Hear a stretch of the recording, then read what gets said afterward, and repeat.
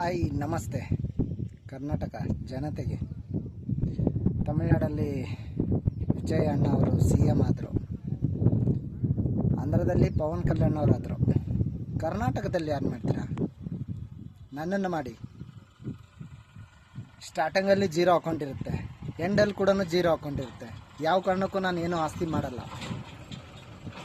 ನಾನು ಗೆದ್ದು ಬಂದರೆ ನಮ್ಮ ಕರ್ನಾಟಕದಲ್ಲಿ ಜಾತಿ ಭೇದ ಮಾಡಲ್ಲ. ಎರಡನೇದ್ದು, ಮಕ್ಕಳಿಗೆ ಒಳ್ಳೆ ಎಜುಕೇಷನ್ ಕೊಡ್ತೀನಿ.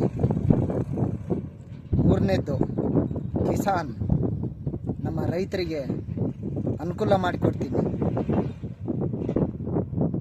ಪ್ರೈವೇಟ್ ಎಷ್ಟೇ ಕಂಪ್ನಿಗಳು ಇರಲಿ, ಎಲ್ಲ ಕೂಲಿ ಮಾಡೋರಿಗೆ, ಡ್ರೈವರ್ಗಳಿಗೆ ಒಂದು ಒಳ್ಳೆಯ ಅವಕಾಶ ಮಾಡಿಕೊಡ್ತೀನಿ.